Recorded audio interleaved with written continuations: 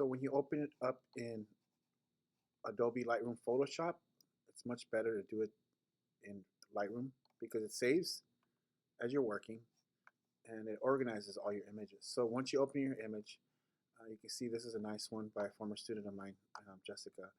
Um, see how the leading lines lead up to her, even though the trash can is there. Not too high on trash cans and photos, but these lines lead up there. And this photo could have been taken like at another angle or straight onto her, but it was at an angle. Actually, the photographer's name is Joseph, and Joseph did a wonderful job capturing this line, and these lines here. So once you do that, I want you to convert them to black and white. Even though this photo is nice in color, but convert them to black and white. Click on the black and white button right up here, and then see you can click here, and then it gives you a before and after. You can use monochrome, artistic, vintage, whichever one you like to use, but try to take the color out of it.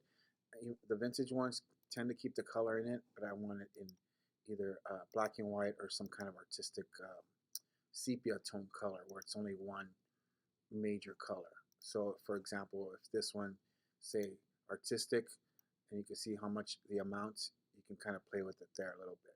You can see a little color in there, that's okay. And then you can just play with that color a little bit just by clicking. Oh, sorry. Monochrome, you see that, double click it, then you can start playing with the exposure. Not too much, just enough so you can see the lines. Play with the contrast and so forth. Highlights and so forth. So once you're done with to the way you like it, then you're going to double click it, or in some apps you can double click it and it will accept your image, or double click on the settings here, and then you're ready to save it. Oops, sorry. Okay, let me close that up there. See, now you're ready to save it. So make sure when you're editing, once you're done editing, do your editing, whatever you're doing, double click it here, and then it knows your setting. Then you're going to go, click it again, and then see this arrow. You're going to save full size with the latest edits. So click that, and you can see it goes to your downloads folder. Let me move this up a little bit. So right there. So in order to find it, click on it there, show in Finder. The Finder is the operating system, and see it goes to my downloads, and there it is there. Okay, so make sure that you know where they are, so this way you can upload to that Watermarkly website to watermark your images. All right, part 2. Once you finish your 5 photos, 3 to 5 photos, open Photoshop. I have it open in the background. Okay, I'm going to close out the photo that I have. Open Photoshop, and then, oops, I'm going to open, and then I'm going to go to the photo, right? That's why there it is right there, the photo that I just converted from Lightroom. Click open, and now I'm going to add my line. The way to do that, you click on the pen tool. There's the pen tool.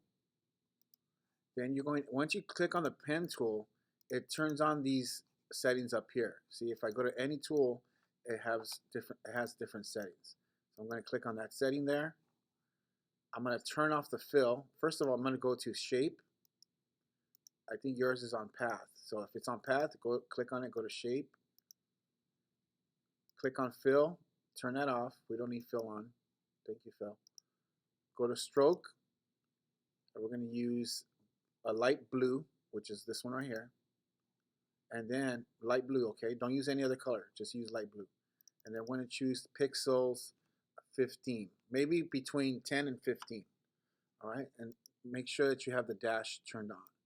Not the dotted one, but the dash. Just click on it and go to dash. All right. Now click on here to click away from it. Now I'm just going to give me at least 3 lines on your lines that you're seeing, because the lines that you see could be different from what I see. Okay, so you're going to click, hold the shift key, or click, then hold the shift key down, and then click at your other endpoint. If it does that, that's okay. use the, you're going to click the Command key. See how it changes to an arrow? Use the Command key and move it this way. Now the dashes are a little too thick. So I'm going to, I thought I put 12 to 15. So I'm going to put 12, hit enter. There we go, much better.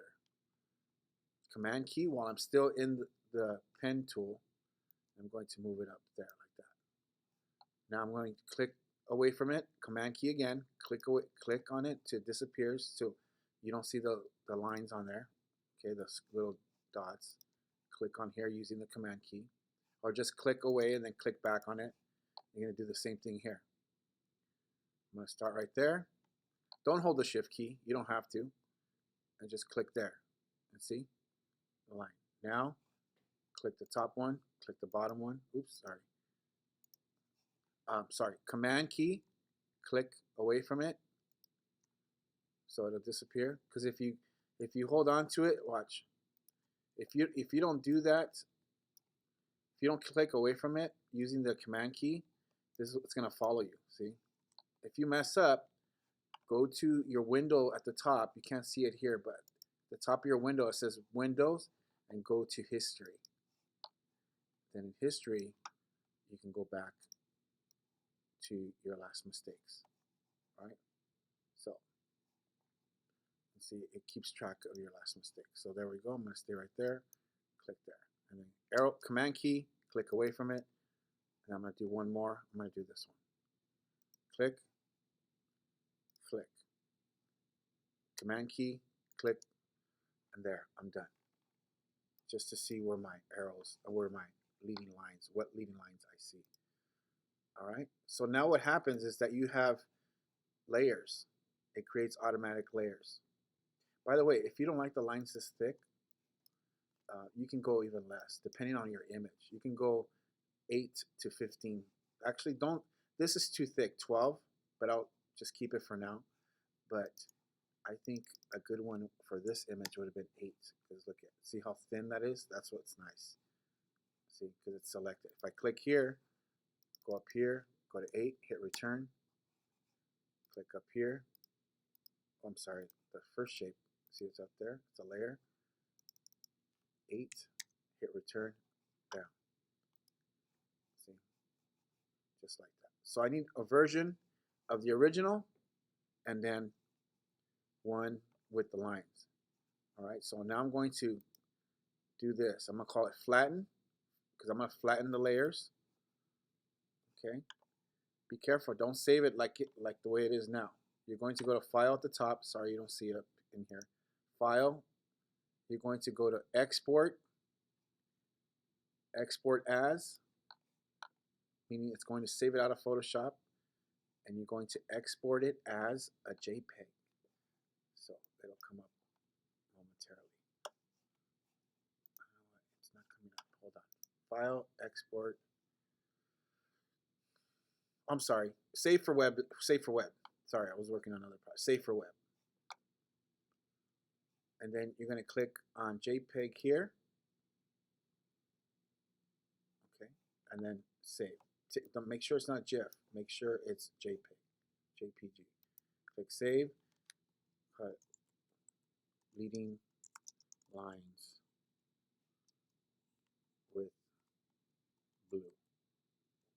Just like that. Something to differentiate it from the original. And then do the same with your others. Okay, then do a before and after with the collage. Or you don't even have to write before and after. You can just put them next to each other. A collage with the before and the collage. A collage of before and after, but you don't have to write before and after.